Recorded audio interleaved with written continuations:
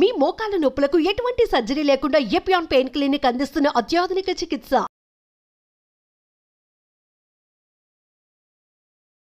నమస్తే, welcome to Suman TV.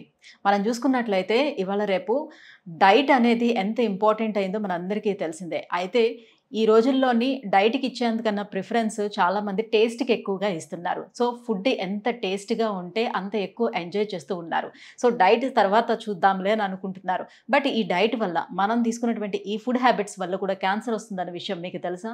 Yes, ఎలాంటి diets తీసుకోవటం వల్ల మనకి క్యాన్సర్ వస్తుంది, అలాగే క్యాన్సర్ ఆల్రెడీ వచ్చిన పేషెంట్స్ వాళ్ళ ట్రీట్మెంట్ అయిన తర్వాత కూడా ఈ డైట్ విషయంలోని ఎలాంటి కేర్ తీసుకోవాలి, ఈ విషయాలన్నీ కూడా ఇవాళ వీడియోలో మాట్లాడేద్దాం. సో మనతో పాటు ఉన్నారు radio oncologist doctor Lalitha Reddy గారు.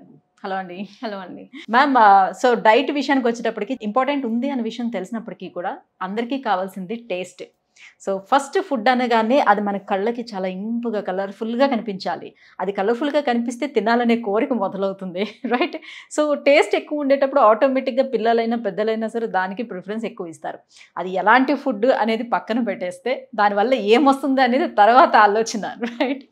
ఏ కైండ్ ఆఫ్ డైట్ తీసుకోవటం వల్ల మేజర్గా క్యాన్సర్స్ వస్తున్నాయి, క్యాన్సర్ రిస్క్ పెరిగే అవకాశం ఉంటుంది? మీరు చెప్పినట్టు food is an important for every one. అంటే మనం సంపాదించేది మనం తినడానికి.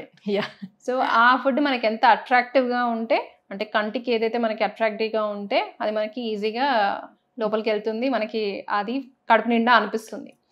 దాంట్లో ఏమవుతుంది అంటే ఫుడ్ని అట్రాక్ట్ చేయడానికి ఇవాళ రేపు ఫుడ్ డైస్ అన్నవి యూజ్ చేయడం జరుగుతుంది. అంటే మనకు బయట తిరిగే మంచూరియా కానివ్వండి, లేకపోతే ఇంకేమైనా కానివ్వండి, కేక్స్ కానివ్వండి, పేస్ట్రీస్ కానివ్వండి, ఇవన్నీ కూడా కలర్ఫుల్గా చూసినా కూడా కలర్స్ మిక్స్ చేస్తున్నారు, అన్నిట్లో కలర్స్ మిక్స్ చేస్తున్నారు. సో ఫుడ్ అథారిటీస్ ఎవరైతే ఉన్నారో వాళ్ళు కొన్నిటి మీద బ్యాన్ పెట్టారు. ఇంతమంది యూజ్ చేసే డైస్ ఏవైతే ఉన్నాయో, రెడ్ కానివ్వండి, గ్రీన్ కానివ్వండి, ఎల్లో కానివ్వండి, వీటన్నిటి మీద కొంతవరకు అంటే ఎప్పటి నుంచో యూజ్ చేస్తున్నాం మనం. కానీ ఇప్పుడే అవగాహన ఎందుకు వచ్చింది అంటే over the period of time కొన్ని అధ్యయనాలు చేశారు కాబట్టి వాళ్ళ మీద రీసెర్చ్ చేశారు, దేనివల్ల ఇవన్నీ వస్తున్నాయి అని చూసేసరికి కొన్నిటి మీద బ్యాన్ కూడా విధించడం జరిగింది. అమెరికన్ ఫుడ్ అసోసియేషన్ వాళ్ళు కూడా కొన్నిటికి రెడ్ ఐ 3 అని, రెడ్ ఐ 2 అని, వీటన్నిటి మీద కొంచెం బ్యాన్ అన్నది జరిగింది. అంటే కొంతవరకు ఫుడ్ లేబుల్స్ మీద తీసేయడం జరిగిపోయింది. సో మామూలుగా మీరు చూసుకున్నట్టయితే ఫుడ్ డైస్ 2 రకాలుగా ఉంటాయి. ఒకటి న్యాచురల్గా ఉంటాయి, ఇంకొకటి ఆర్టిఫిషియల్గా ఉంటాయి. అంటే న్యాచురల్గా మనం ఎప్పుడైతే బీట్రూట్ నుంచి వచ్చే లైక్ పింక్ కలర్ కానివ్వండి, రెడ్ కలర్ కానివ్వండి, అవి కూడా మనం మామూలుగా ఫుడ్ డైస్లో చూస్తూ ఉంటాం. బీట్రూట్ కానీ, టర్మరిక్, పసుపు, సాఫ్రాన్, ఇవి ఇంకా బటర్ఫ్లై ఫ్లవర్ అంటాం, బ్లూ కలర్, ఇవి నార్మల్గా న్యాచురల్గా ఇవి మామూలుగా యూజ్ చేసేవి. ఇవి యూజ్ చేస్తే ఆరోగ్యానికి పెద్ద హానికరం అంటూ ఏమీ ఉండవు. ఆర్టిఫిషియల్ ఎప్పుడైతే యూజ్ చేస్తామో, మీకు తెలియాల్సిన విషయం ఏంటి అంటే ఆర్టిఫిషియల్ ఫుడ్ డైస్ అన్నవి పెట్రోలియం ప్రోడక్ట్స్ నుంచి చేస్తారు. Coal and petroleum products, by products అంట. సో ఇవి యూజ్ చేసినప్పుడు చిన్న పిల్లల్లో మెయిన్గా మనం చూసేవి న్యూరో బిహేవియరల్ చేంజెస్, హైపర్ యాక్టివ్గా ఉండిపోవడం, వాళ్ళలో ఐష్యూస్ చూస్తాం. అండ్ లాంగ్ టర్మ్లో ఇవి ఎక్కువగా కన్సంప్షన్ చేసినప్పుడు క్యాన్సర్లు కూడా చూస్తున్నాం. నాట్ ఓన్లీ ఫుడ్ డైట్స్, కొన్ని అల్ట్రా ప్రాసెస్డ్ ఫుడ్స్ అంటాం, లేకపోతే ప్రాసెస్డ్ మీట్ అంటాం, ఇవి ఎక్కువగా తీసుకుంటే కూడా కోలాన్కి సంబంధించిన క్యాన్సర్లు కానివ్వండి, బ్రెస్ట్కి సంబంధించిన క్యాన్సర్లు కానీ, ప్రోస్టేట్కి సంబంధించిన క్యాన్సర్స్, ఇవన్నీ కూడా ఎక్కువగా మనం చూస్తున్నాం. So diet plays a major role in our health. అది క్యాన్సరే కాకుండా జనరల్ వెల్బీయింగ్ కూడా. మైండ్ యాక్టివ్గా ఉండాలి అంటే మంచి ఫుడ్ తినాలి, కానీ ఆ మంచి ఇందులో ఉంది, అది చూసుకోవాలి. అంటే మనం ఎప్పుడైతే మనం క్యాన్సర్ పేషెంట్స్కి కూడా మనం చెప్పేది ఏంటి అంటే న్యూట్రిషన్ చాలా ఇంపార్టెంట్ అంటాం. ఒకసారి క్యాన్సర్ డయాగ్నోస్ అయింది అంటే వాళ్ళకి న్యూట్రిషన్ ఆర్ డైటీషియన్ కన్సల్టేషన్ ఏదైతే ఉంటుందో, కౌన్సిలింగ్ అన్నది చాలా ఇంపార్టెంట్.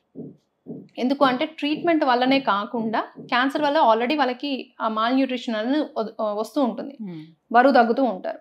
ఎందుకంటే క్యాన్సర్లో కెమికల్స్ రిలీజ్ అవుతుంటాయి బాడీలో, దానివల్ల ఇన్ఫ్లమేషన్ వస్తుంది, శరీరంలో వాపు వస్తుంది, హైపర్ మెటబాలిజం అవుతుంది, అంటే మెటబాలిక్ రేట్ అనేది ఎక్కువగా ఉంటుంది. దాంతో మజిల్ వేస్టింగ్ అంటే మజిల్ స్ట్రెంత్ అనేది తగ్గుతూ ఉంటుంది, వేస్టింగ్ కొంచెం బక్కబడుతూ ఉంటారు, అంటే సన్నబడుతూ ఉంటారు, వెయిట్ లాస్ అవుతూ ఉంటుంది.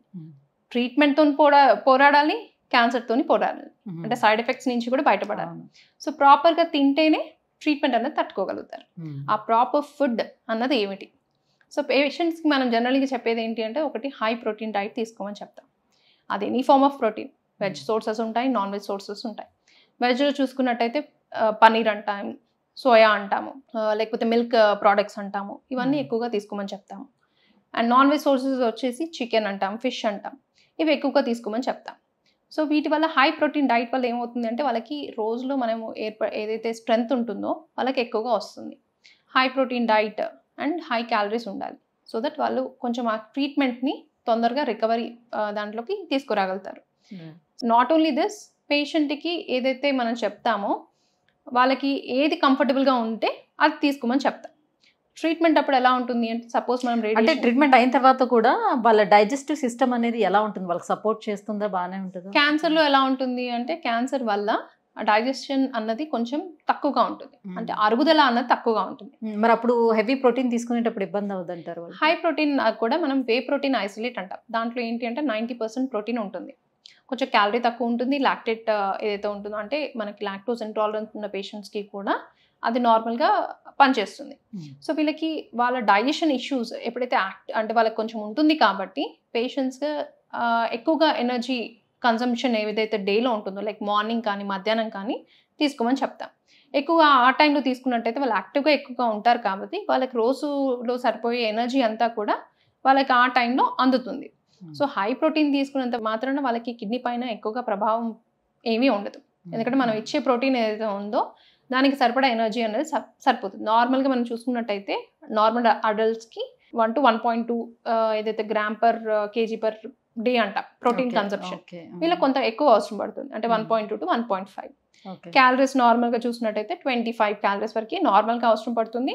మనకి క్యాన్సర్ పేషెంట్స్లో 25 to 30 క్యాలరీస్ అంట.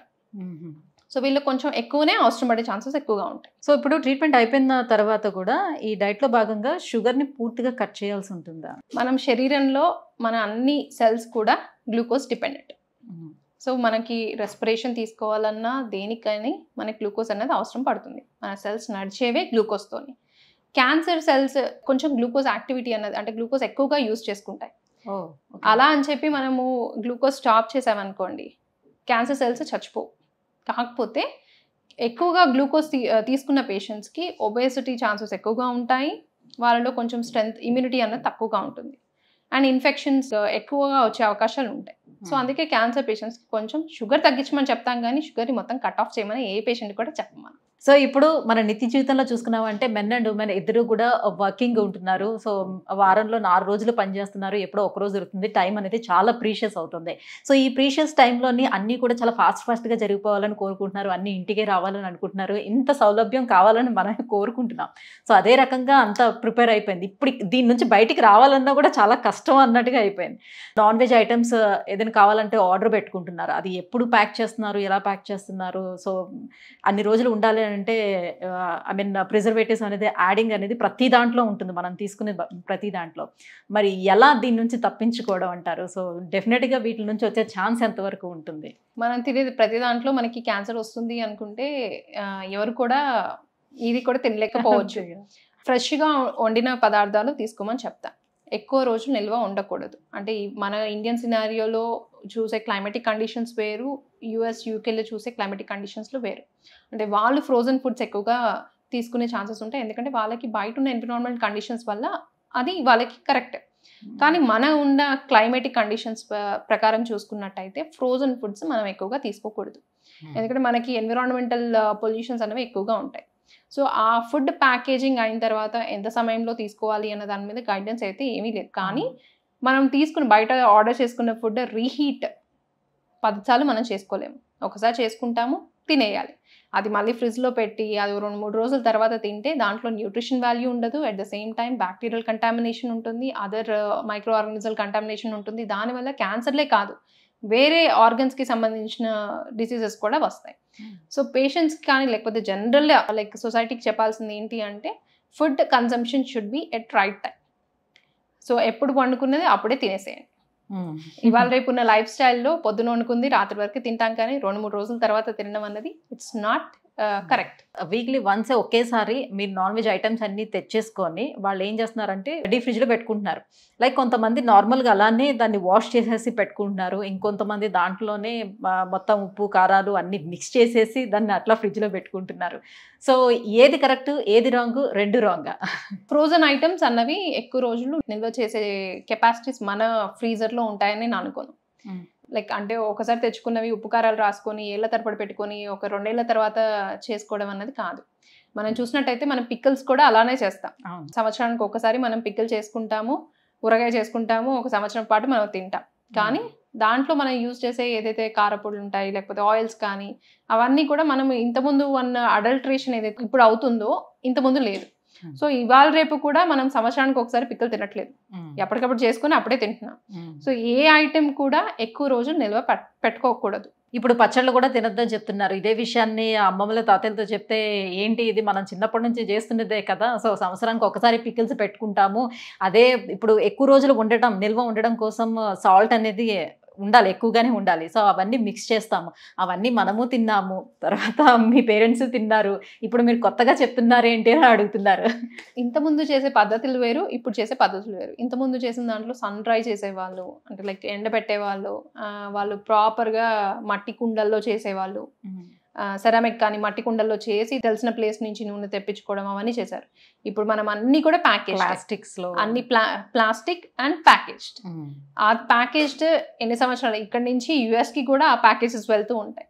అవి ఎంతవరకు మనకి దానికోసం వాళ్ళు ఏదైతే స్టోరేజ్ దాని కొరకు వాళ్ళు చేసే కెమికల్స్ యూజ్ చేస్తారో అది ఎంతవరకు కరెక్ట్ అన్నది మనకి ఇప్పుడు మనం చెప్పడానికి లేదు. సో ఇంతకుముందు చేసిన పద్ధతిలో మనం తినొచ్చు. ఇవాళ దొరికే వాటితోనే మనం తినొచ్చు.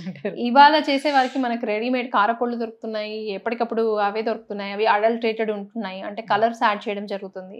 అవి ఎక్కువ రోజులు కూడా నిల్వ ఉండే మనం చూడటం లేదు. సో ఏది కూడా ఒకటి గుర్తుపెట్టుకోండి, ఎప్పటికప్పుడు తింటేనే మనకు అరుగుదల కూడా ఎక్కువగా ఉంటుంది. సో అప్పటికి ఇప్పటికీ మన లైఫ్ స్టైల్లో చాలా చేంజెస్ వచ్చేసాయి దీని మూలంగా. సో అప్పటిలాగే ఇప్పుడు బతకడం చాలా కష్టం అని అంటారు. ఇప్పుడు ఆర్గానిక్ అని వచ్చింది కానీ అది ఎంతవరకు ఆర్గానిక్ అనేది ఎవరికి అర్థం కాదు. Thank you ma'am, thank you so much. So ఎటువంటి డైట్స్ ఫాలో అవ్వడం వల్ల క్యాన్సర్స్ వచ్చే ఛాన్సెస్ ఉంటుంది, సో ఎలాంటి డైట్ క్యాన్సర్ వచ్చిన వాళ్ళు ఫాలో అవ్వాలి, ఈ విషయాలన్నీ ఇంత క్లియర్గా తెలియజేసినందుకు thank you so much. Thank you.